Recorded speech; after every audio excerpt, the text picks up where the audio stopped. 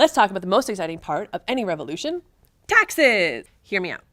As you may remember from school, the colonists got very upset about the new taxes imposed by the British. Now you might be thinking, well, everyone gets upset when new taxes are imposed. What's important to see here is the context. That will help us understand why it is that the founders reacted so dramatically that they decided to commit treason against the crown. Since the British continued to have a large military at the end of the French and Indian War, they needed a way to pay for it. And how do governments pay for things?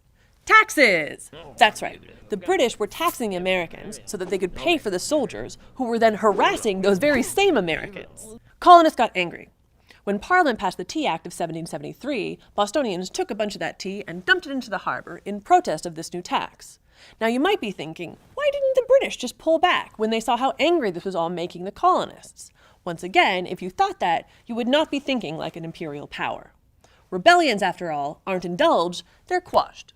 The English doubled down, passing more and more restrictive measures on the colonists. They closed the Boston port and established parliamentary supremacy in that city, as well as punishing Bostonians for their actions.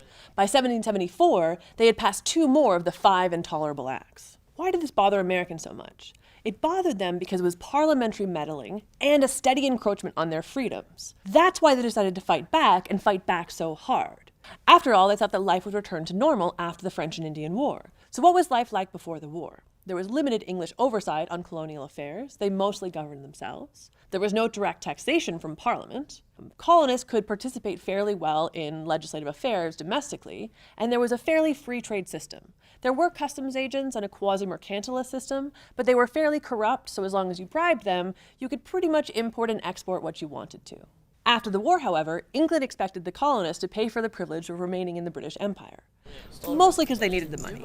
By the end of the war, they were £130 million in debt, which is a huge amount of money at the time. So politicians did what politicians do when they need to pay the bills. They raised taxes. And at first, colonists used the political process to seek redress.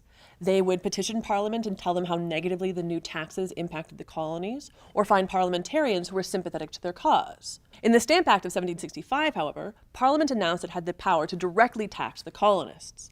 And it's this novel power that caused significant concern. By the Tea Act of 1773, they realized they'd reached a point of no return. And this is partially what led to the Boston Tea Party. Bostonians especially saw that something important had changed. Now, this isn't about tea in particular, or taxes per se, it's about power. Parliament had asserted novel powers and established a pattern of encroaching on freedom. By the 1770s, colonists see that this isn't a way to pay down the war debt. Parliament wants more power permanently. And this isn't something that Americans can accept. We see here that while the military provides a good visual understanding of the oppression, the new taxes cause just as much ire. The British made the Americans feel as if the military was a threat rather than a source of security. And now they're making them feel as if the political process, meant to ensure their liberty, was actually a way to oppress them. To better understand why the colonists perceived this change so radically, it's important to look at the ideology behind the rebellion. That will make it clearer why it is that revolution eventually became necessary. Stay tuned!